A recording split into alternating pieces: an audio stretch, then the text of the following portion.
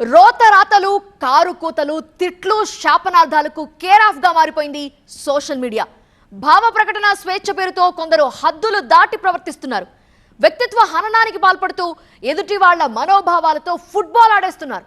కట్టుకథలు అల్లటం, memes create చేయటం, image ని damage చేయడాన్ని పనిగా పెట్టుకున్నారు. అలాంటి వాళ్ల బెండు తీయాలంటోంది ఓ యువతి.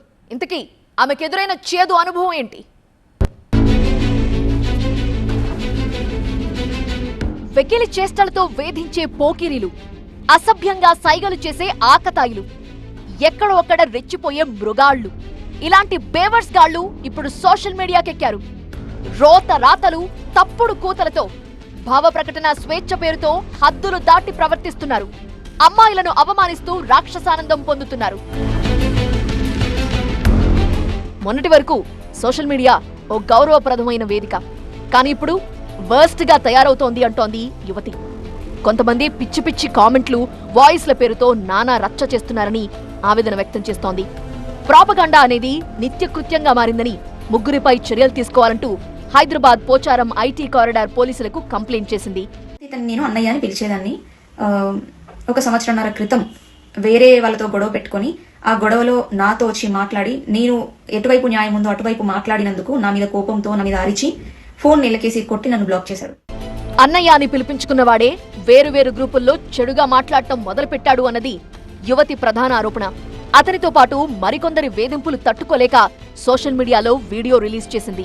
ఒక 3 నుంచి 4 నెలల క్రితము ఇతని మీద ఒక ట్రోల్ వీడియో వచ్చింది. ఆ ట్రోల్ వీడియోని నేనే చేపించానని నా మీద ఒక అలిగేషన్ వేసి, ఇతని అనుచరులు కొంతమంది ఉంటే వాళ్ళని రెచ్చగొట్టి గ్రూప్స్లలో నా గురించి చెడ్డగా మాట్లాడుతూ, అసభ్యకరమైన పదజాలాన్ని వాడుతూ, నాకెవరైనా సపోర్ట్ చేస్తే వాళ్ళనే తిడుతూ, నా పేరు ఎక్కడన్నా తీస్తే పేరు వాడినందుకు నన్నే తిడుతున్నారని చెప్పి నేను కేసు ఫైల్ చేసి బొక్కలు దోస్తానని భయంతో పేరు వాడకుండా అసభ్యకరమైన పదజాలం, చెప్పలేని పదజాలాన్ని వాడుతూ మీ అక్క అలా, మీ అక్క ఇలా అంటూ బూతులు తిడుతూ మెంటల్ టార్చర్ చేశారు. ట్రోల్స్ నేను చేయించలేదు, నాకు అవసరం లేదని అతనికి చెప్పాను. జాలిరెడ్డి అని పేరు పెట్టింది నువ్వే కదా, అందరి మీద జాలి పడతానని చెప్పి నేను ట్రోల్ చేపిస్తున్నా అంటే ఎలా నమ్మావు అని అడగడం జరిగింది. అలా నేను అడిగినప్పుడైనా తను చేసే పనులన్నీ ఆపేయకుండా ఆ గ్రూప్స్లలో ఇంకా ఇంకా ఇంకా నన్ను ఎంత దిగజార్చాలో, ఎంత తిట్టాలో అంతా తిట్టారు.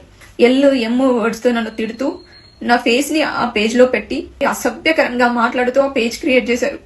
పర్సనల్ గానే కాదు, బాడీ షేమింగ్ కూడా చేశారంటోంది బాధితురాలు. ఇలా చేస్తే మౌనంగా ఉండాలా, కేసులు ఎందుకు పెట్టకూడదని ప్రశ్నిస్తోంది. మన అనుకునే వాళ్ళు చేసినప్పుడు ఇంకా మనకు అక్కర్లేదు అనిపిస్తుంది. సో నేను కొన్ని రోజులు వీడియోలు పెట్టడమే మానేసా, అందరితో మాట్లాడడం మానేసా. వీడు ఎన్ని చేసినా నేను మనసులో పెట్టుకుని కామ్గా ఉన్నాను. మనోడే కదా, అన్న అని పిలిచాను కదా అని చెప్పి.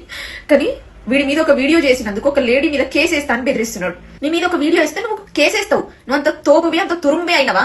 ఇన్ని మాటలు తిట్టి, ఇంత అవమానించి, ఇంత బాడీ షేమింగ్ చేసిన ఒక అమ్మాయిని నీ మీద ఎన్ని కేసులు ఫైల్ చేయాలి? జాలి, దయ, కరుణ నీకు లేనప్పుడు నేనెందుకు ఊరుకోవాలి? అందుకే ఈ వీడియో చేశా. నీకు సంబంధించిన బాధితులు ఇన్స్టాగ్రామ్ నిండా ఉన్నారు. ఎవరు నీ గురించి వచ్చి బయట మాట్లాడట్లేదు అంటే అర్థం నువ్వు తోపువి, తురుంబి అని కాదు, నువ్వు పిచ్చి కుక్కవి అని. బెదిరింపులు, బ్లాక్ మెయిల్ కి దిగుతున్న ప్రమోద్ కుమార్, భానుప్రసాద్, బాలాజీ ముష్కేత్ల నుంచి ప్రాణహాని ఉందని కన్నీరు మున్నీరైంది. బాధితురాలి ఫిర్యాదుతో ముగ్గురిపై వేరువేరు సెక్షన్ల కింద పోలీసులు కేసులు నమోదు చేశారు. నిజానికి సాంకేతికత ఎంతలా ఉపయోగపడుతుందో అదే స్థాయిలో దుర్వినియోగమూ జరుగుతోంది. కొంతమంది సోషల్ మీడియాలో కొందరిని లక్ష్యంగా చేసుకుంటూ వెంట పడుతూ, బెదిరిస్తూ అవమానిస్తున్నారు. ఇవన్నీ ఆన్లైన్ వేధింపులే. వీటిని ఎట్టి పరిస్థితుల్లోనూ ఉపేక్షించబోము అంటున్నారు పోలీసులు. భావ ప్రకటన స్వేచ్ఛ పేరుతో కారు కూతలు కూస్తూ వ్యక్తిత్వ హననానికి పాల్పడితే వదలబోమని వార్నింగ్ ఇస్తున్నారు.